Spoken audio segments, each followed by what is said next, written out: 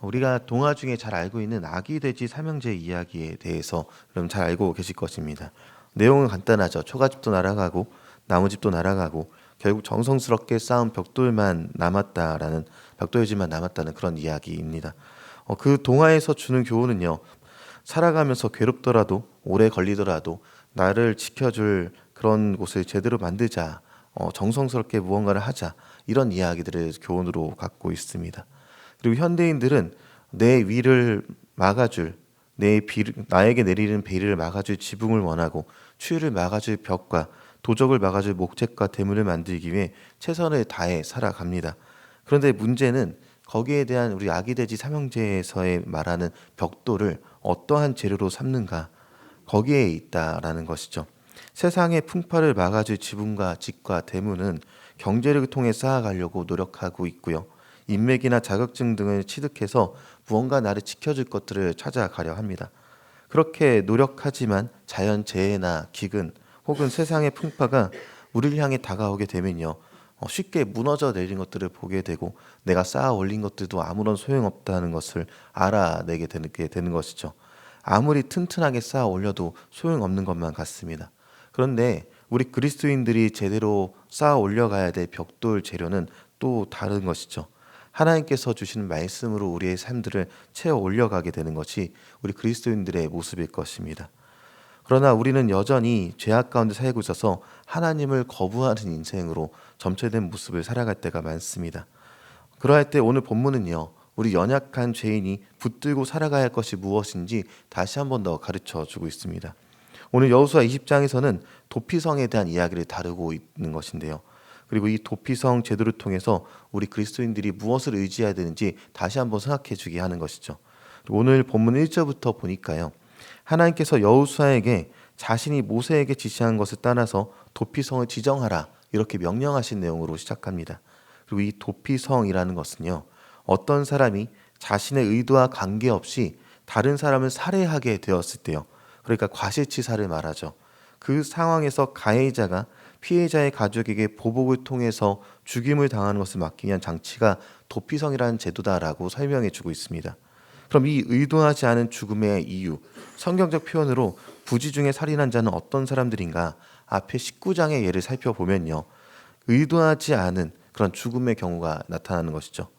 사실 살인에 대해서 성경이 다루기를요. 생명은 어떠한 것으로도 대체할 수 없기 때문에 눈은 눈으로 생명은 생명으로 갚아야 한다는 생명의 무게에 대한 이야기를 가르칩니다. 그러나 이러한 실수에 대해서 예외 항목을 달아주면서 의도하지 않은 죽음에 대한 책임을 지게 하는데 도피성에서 그 책임을 다하도록 하는 장치를 마련해 준다는 것이죠. 그리고 다른 이유로는 피해자의 가족은 살인자가 어떤 상황에서 살인하게 되었는지를 그 과정을 들을 생각도 설명할 여지도 주지 않고 불타는 복수심으로 살인자를 죽이기 위해 뒤쫓을 수 있다는 것을 보면서 도피성은 그러한 상황 자체를 막기 위한 제도로 나타난 것입니다. 하나님께서 도피성을 통해서 불타는 복수심이 아니라 냉철하고 공정한 재판이 이루어지도록 만들어 주셨다는 것이죠. 그렇다면 도피성에 들어가면 모든 것이 끝인가? 그렇지만은 않습니다. 살인자가 피해 보복자를 피해서 가장 가까운 도피성에 도착했다면요. 도피성의 장로들에게 자신의 상황을 설명하고 그들의 허락에 따라서 성에 머물 수가 있게 되었습니다. 그런데 신명기를 보니까 19장 12절에서도 보니 도피성 장로들이 사람들의 설명을 듣고 나서 그 사람의 부지 중의 실수가 아니라 고의로 사람을 죽였다고 판단이 되면요. 피해 보복자에게 넘겨주어서 그는 또 죽임을 당하게 되었던 그런 모습도 있는 것이죠. 반대로 살인의 계획이 없이 또 원한 없이 벌어진 일이라면 그 도피성에 들어갈 수가 있었고 그 사람은 도피성의 사람들의 보호를 받게 되었습니다. 그리고 훗날 도피성 장로들은요. 이 사람은 정식 재판에 회부하는 것까지 제도가 설명이 되었던 것이죠.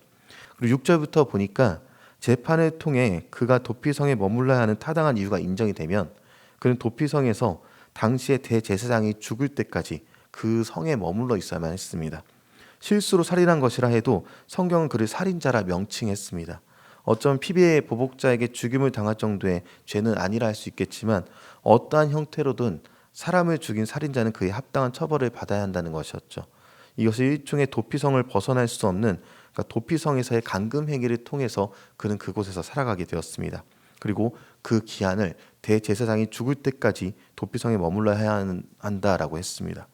그리고 오늘 본문에서 중요한 제도 하나가 더 언급이 되는데, 도피성에서 사이와 단절되어 살아가던 살인자가 일상으로 돌아올 수 있는 방법이 아예 없는 것이 아니었다는 것이죠.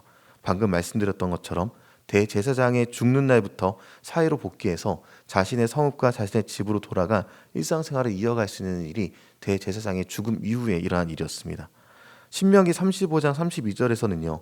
도피성에 피한 자는 대제사장이 죽기 전에는 속전을 받고 그 땅으로 돌아가 거주하게 하지 말 것, 이렇게 규정하고 있습니다. 돈이 많다고 일찍 나올 수 있는 것도 아니었으며 유력자라고 일찍 나올 수 있는 것도 아니었죠. 모두 동일한 법칙이 적용됩니다. 대제사장의 죽음입니다. 그리고 이 대제사장의 죽음이요, 다른 사람들에게 자유가 되는 법칙은요, 우리 구주 되시는 예수님을 떠오르게 하는 것이죠. 이 땅을 살아가는 모든 사람들은요, 하나님의 은혜를 입은 사람들이 바로 우리의 모습입니다.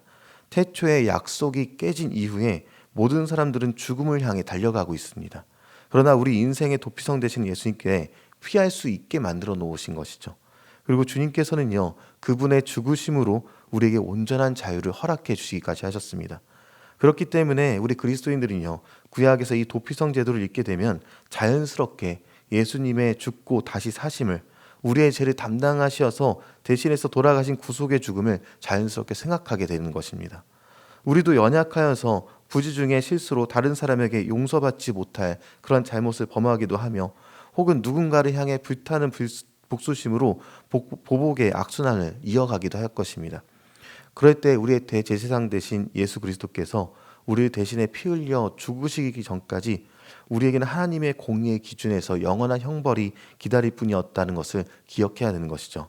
예수님께서는요, 피 흘려 죽으심으로 하나님의 공의를 실현하셔 주셨고요, 우리에게 참 용서와 참 자유를 허락해 주셨습니다. 그리고 7절부터 9절을 보니까요, 6개의 도피성 이름이 나열되는 것을 보게 됩니다. 3개는 도피성은 요단강 동쪽에 있고, 다른 3개의 도피성은 요단강 서쪽에 위치하고 있습니다.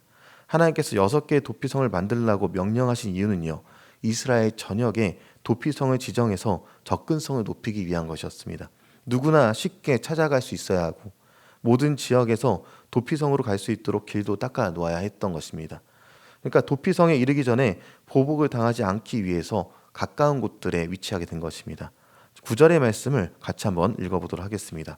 이는 곧 이스라엘 모든 자손과 그들 중에 거류하는 거류민을 위하여 선정된 성읍들로서 누구든지 부지 중에 살인한 자가 그리로 도망하여 그가 회중 앞에 설 때까지 피해 보복자의 손에 죽지 아니하게 하기 위함이라.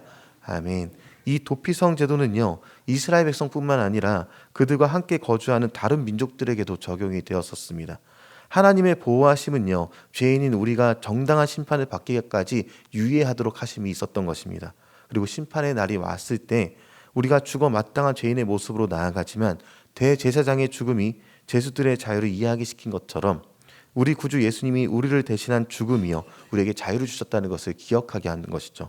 이를 기억하시면서 나를 보호해 주시는 것은 나의 어떠한 모습이 아니란 예수님께서 우리의 도피성이 되어주시고 우리를 지켜주시는 분이시라는 것을 계속해서 기억하며 오늘을 살아가시기 바랍니다.